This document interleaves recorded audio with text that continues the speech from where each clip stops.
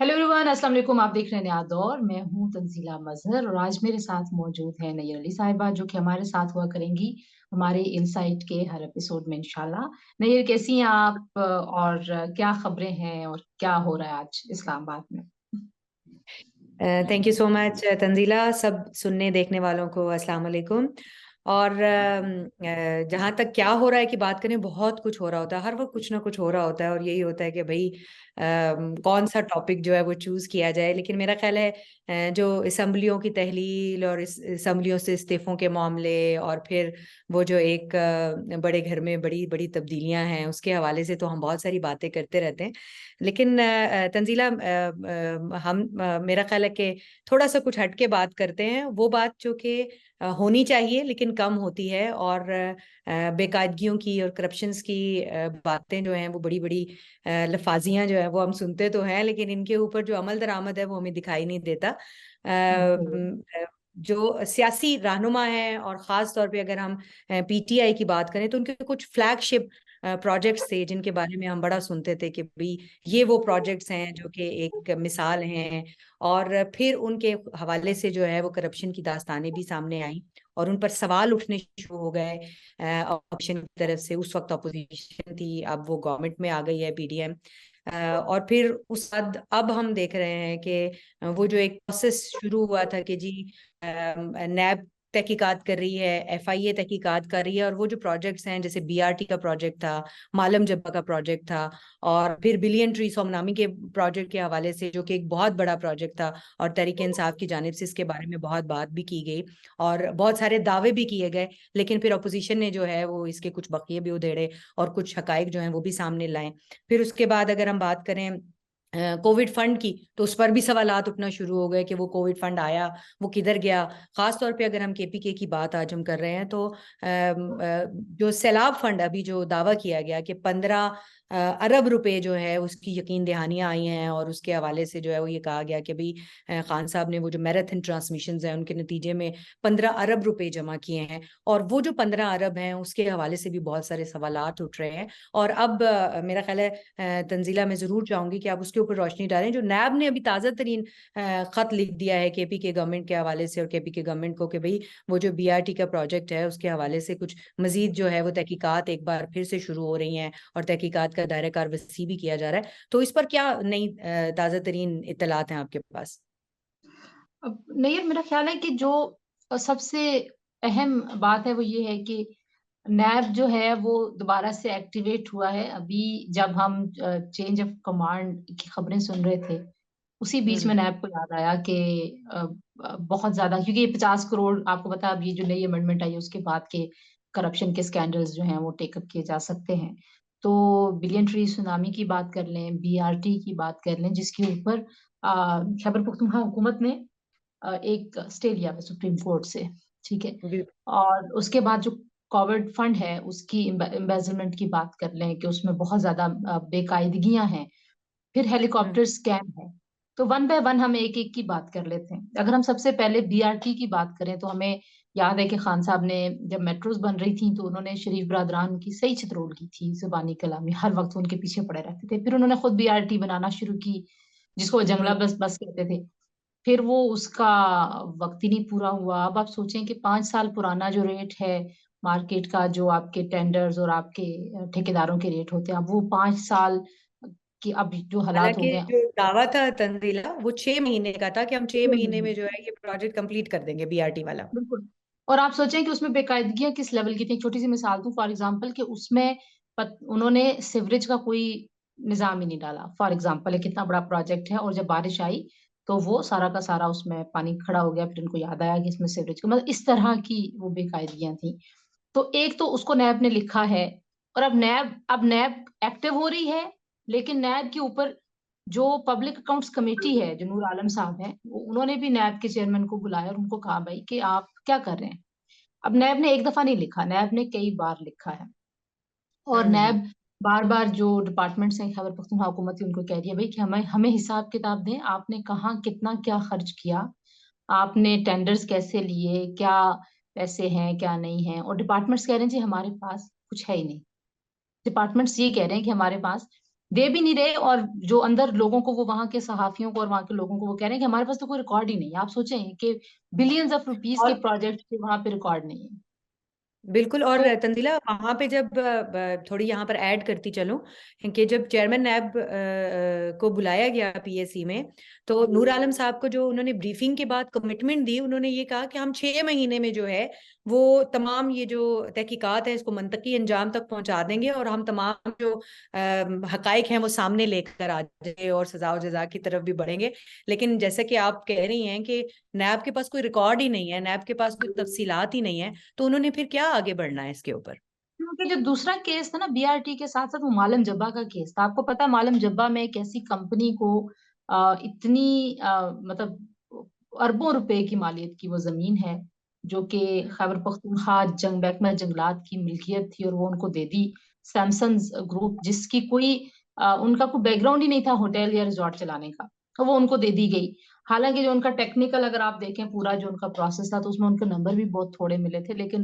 लेकिन बीआरटी पे एक छोटी सी बात जो मैं आपको बड़ी इंटरेस्टिंग बताऊं, कि बीआरटी के बारे में जब सेठ वकार साहब हयात थे और वो पेशावर हाई कोर्ट के चीफ जस्टिस थे, तो एक फैसला आया कि एफआईए इन्वेस्टिगेट करेगी और हर हफ्ते इसकी एक रिपोर्ट होगी, वो कोर्ट में हो जाएगी, जमा करवा दी जाएगी। अच्छा जी, अब खैबर पख्तूनख्वा हुकूमत के लोग बैठे, वजीर, मुशीर, इंफॉर्मेशन मिनिस्टर, और आपस में उनका तय हुआ, बहुत बहस मुबाहिसा हुआ।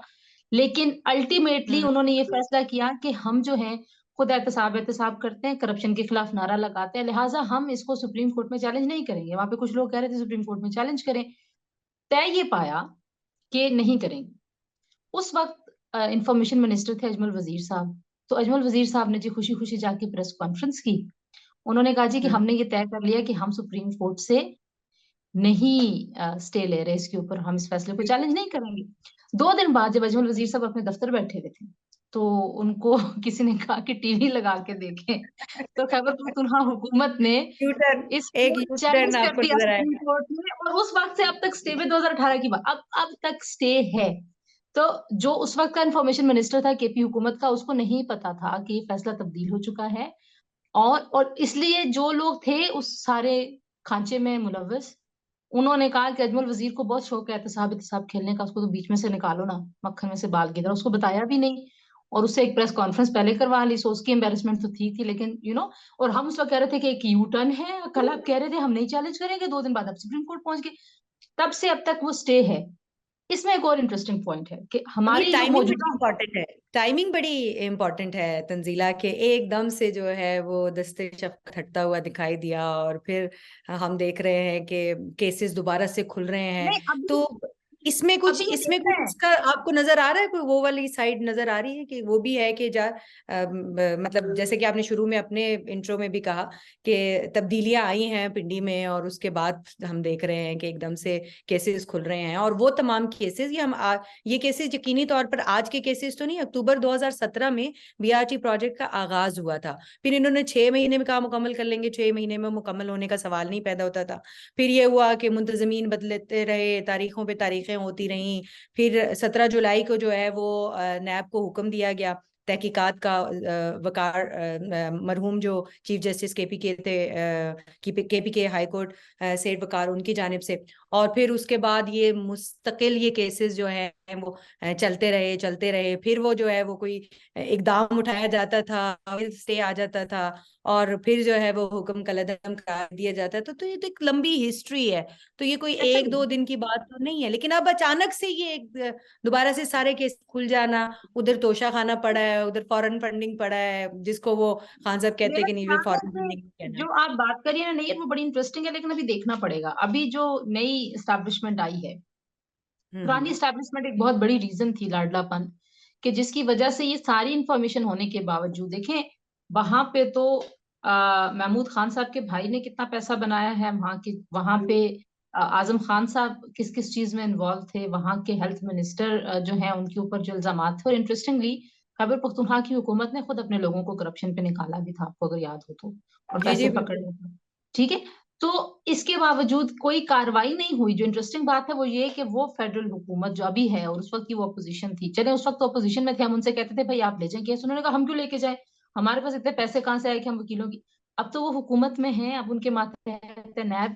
अभी भी अगर कार्रवाई की बात करें तो सिफर है, कार्रवाई अभी भी नहीं है। बहरहाल चल पड़े हैं। सो मालन जब्बा बड़े और बीआरटी लेकिन जो है क्या ये ये रीओपन हो गए।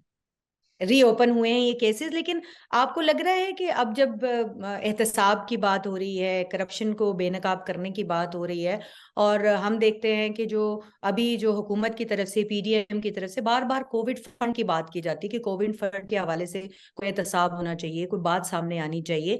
तो अब जो हुकूमत है उनकी जानिब से जो केपी की गवर्नमेंट पे ये इल्जामात लगाए जा रहे हैं, आपको लगता है कि उनकी कोई बुनियाद भी है, या कोई ठोस शवाहिद भी हैं, या फिर बस जस्ट ये एक सियासी पॉइंट स्कोरिंग आपको दिखाई दे रही है? जो अब तक डॉक्यूमेंट्स हम लोगों ने देखे हैं जितने, उसमें से तो ये बड़ा वाज़ेह नजर आता है जो अब तक रिपोर्ट हुई चीजें, और ये मतलब पब्लिक रिकॉर्ड का हिस्सा है कि आपने बहुत सारे प्रोक्योरमेंट्स किए। आपको पता है कि हर एक हुकूमत के कोई रूल्स होते हैं, और आप जो है वो रूल्स और प्रोसीजर्स को सुपरसीड इस तरह से नहीं कर सकते। आपको उसके लिए प्रॉपर बिल्कुल अमेंडमेंट्स बिल्कुल। लानी होती हैं। सो बहुत सारी चीजों को वहां पे बिल्कुल रिगार्डलेस, वो होता ना, आप बिल्कुल कर दें कि कोई डिसरिगार्ड कर दें आपके, भाई कोई फायदा नहीं है, ये रूल्स कोई एग्जिस्ट नहीं करते। तो मुझे ये लगता है कि वो अब देखें, हुकूमत तो केपी की पुरानी हुकूमत है। अब अगर हम अगले अगले स्कैम हम्म की तरफ जाएं जिसके बारे में बड़ी बात होती है, उसमें बड़ी इंटरेस्टिंग डेवलपमेंट हुई है और अभी हुई है, इसलिए मैं चाहती हूँ उसका हम पहले जिक्र कर लें।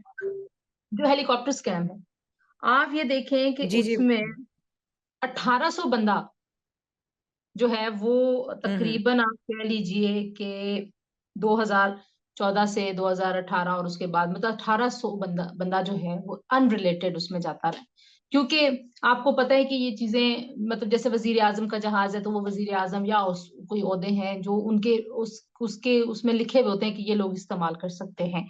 अच्छा, जब वो हों ठीक ऑन है। बोर्ड तो उनके साथ कोई भी बैठ के चला जाए, एनीबडी। जब गवर्नर और सीएम बैठे हुए हैं हेलीकॉप्टर में उनके साथ, लेकिन वो थे भी नहीं कोई भी बहुत सारी है। फ्लाइट्स में।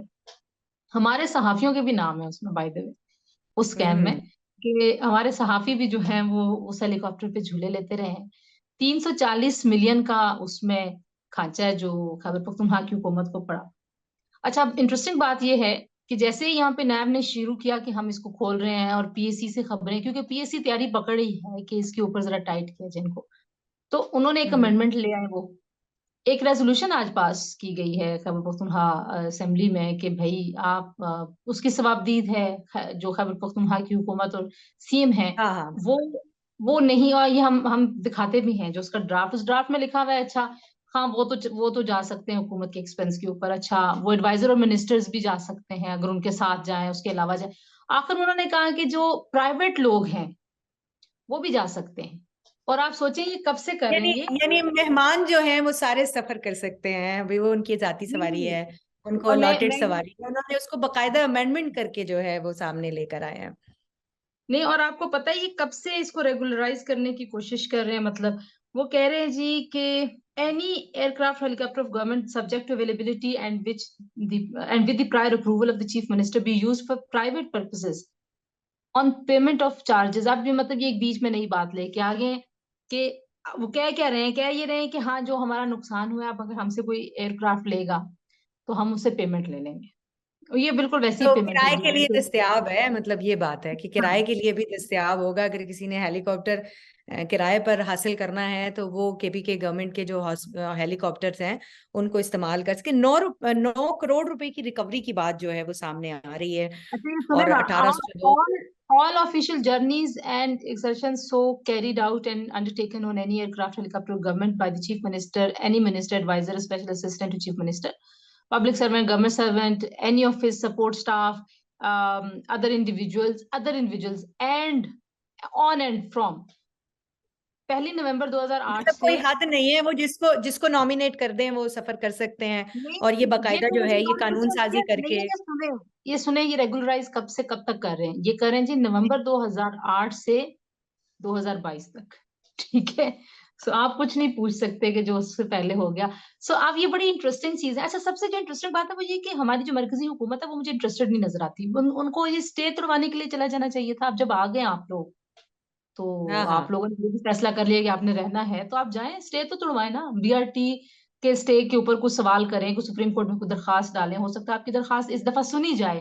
हो सकता है ना, सुनिए, चांसेस हैं, वो जो आप कह रही थी ना कि चेंज से क्या हो सकता है, तो मेरा ख्याल है चेंज से ये हो सकता है। मुझे ये लगता है, आपने वजीरों की बात सुनी होगी, वफाकी वज़रा की, वो कहते हैं हमारे पास तो 4 से 5 इश्यूज के ऊपर पूरा मटेरियल है इमरान खान के खिलाफ। पता नहीं वो किधर है मटेरियल।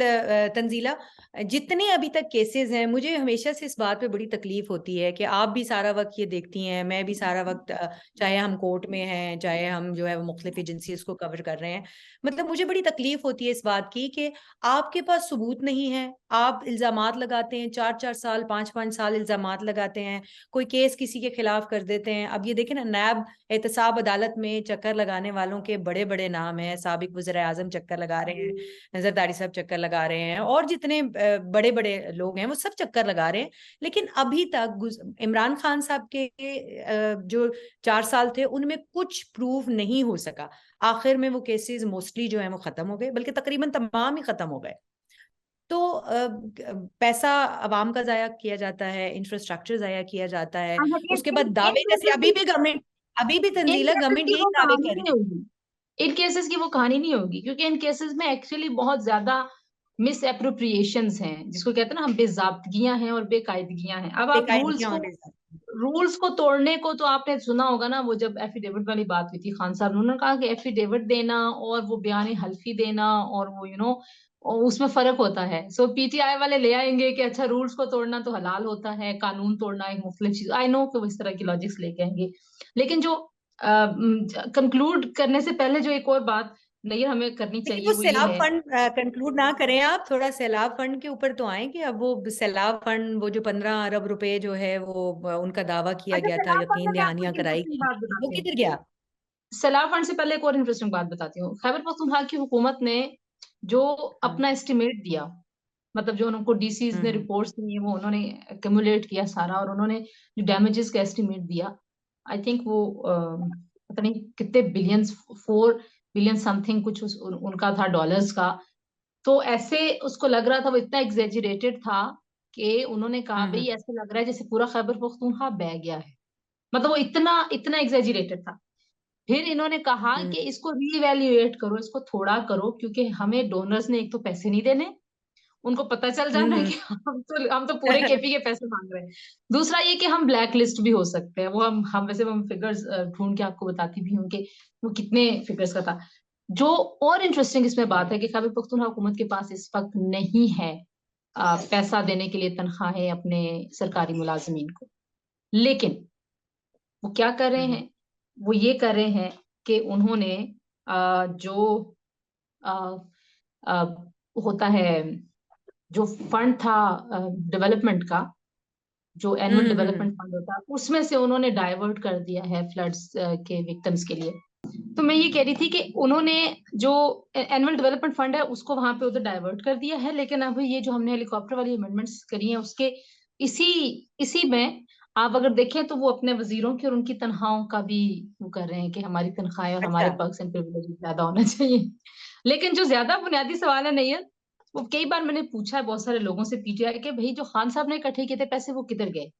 उन्होंने स्पेंड किए हम्म होंगे, जारी बात है, दिए होंगे। जब दे रहे होते हैं तो आप जो रिइम्बर्समेंट होती है या डिस्ट्रीब्यूशन होती है, वो कहीं ना कहीं आप उसको रिकॉर्ड करते हैं, तो उसका लेकिन कोई नहीं यहाँ पे पता। तंजीला, तंजीला यहाँ पे एक और पॉइंट ये भी है कि जब सानिया निश्तर साहिबा से हमने पूछा कि, और उनका ये बड़ा बयान जो है ये वायरल भी हुआ, कि उनसे जब ये पूछा गया कि भाई वो जो सैलाब फंड और वो जो मैराथन ट्रांसमिशंस की जा रही थी और उनमें वो जो अरबों रुपए की यकीन दहानियां कराई जा रही थी, तो वो सारे पैसे कहाँ गए हैं?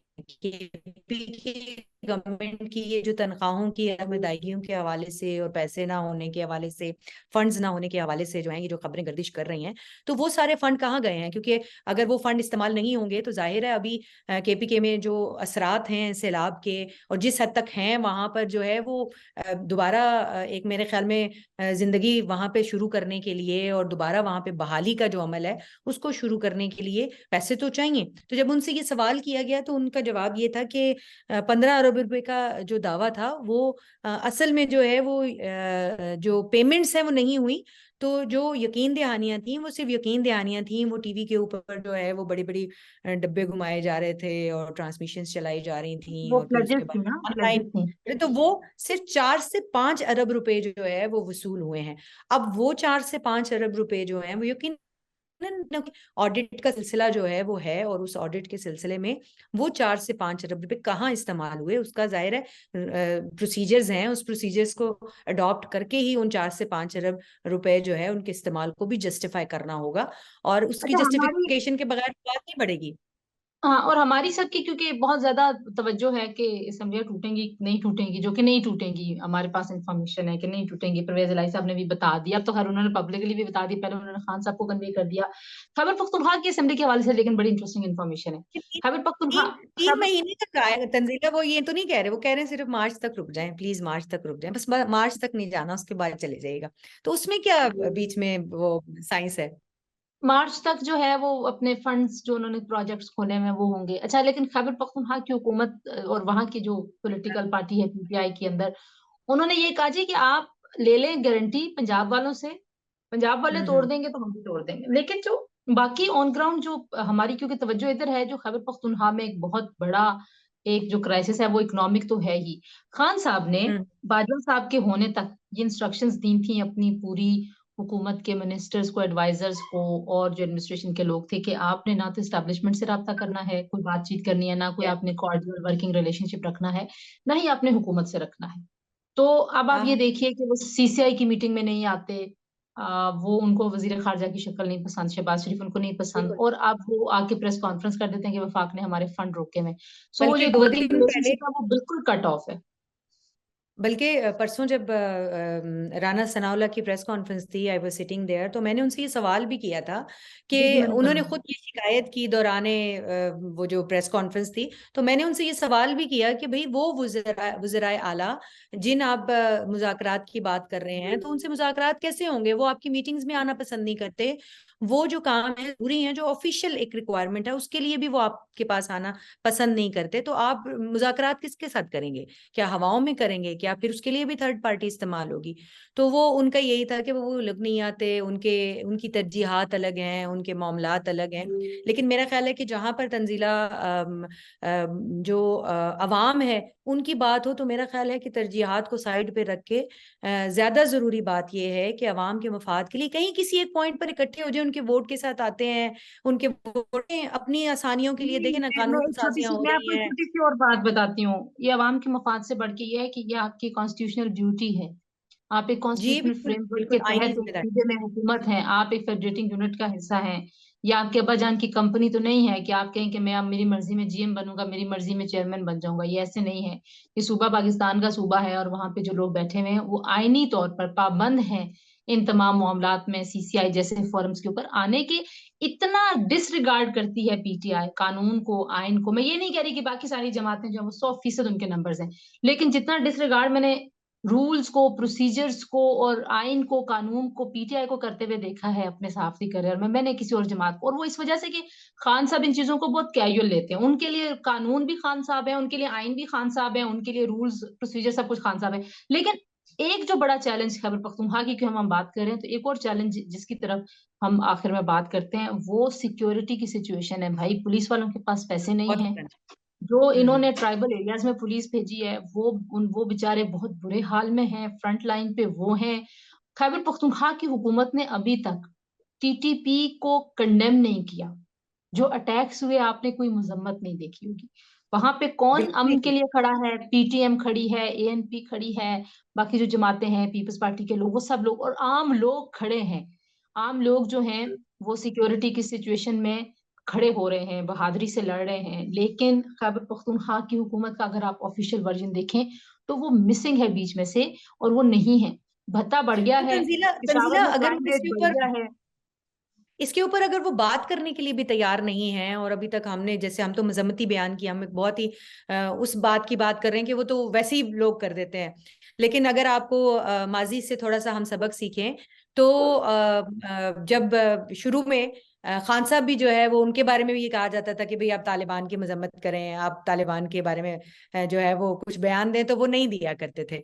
तो मेरे ख्याल में ये गुड तालिबान और बैड तालिबान वाला फार्मूला जो है ये उस वक्त भी बहुत फेमस था। लेकिन इस वक्त जो है वो केपी के खुसूसी तौर पर जो है वो दहशतगर्दी की जद पे है। और जो ये हमारे हुक्मरान हैं, इनको होश के नाखून लेना चाहिए। मेरा ख्याल है अगर मुज़ाकरात के लिए पहल कर ले हुकूमत, जो है इस वक्त हुकूमत का हमेशा बड़ेपन का सबूत देना है, तो इसमें कोई वो हुकूमत की सुबकी नहीं होगी, हुकूमत छोटी नहीं हो जाएगी। दोनों तरफ से जो है वो इस वक्त बुनियादी तौर पर जो है वो अहमियत देने की बिल्कुल जरूरत ऐसे है। बिल्कुल ऐसी ही जी। और आज हमने जो खैबर पख्तूनख्वा के कुछ इश्यूज की बात की है, ये कुछ इश्यूज बहुत बड़े बड़े स्कैम्स हैं।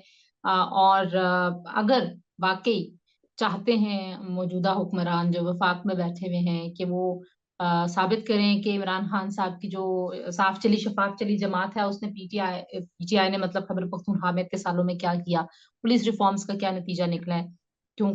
तो मेरा ख्याल है कि इन चीजों को टेकअप करना बड़ा जरूरी है, नहीं सिर्फ बयानात देने से।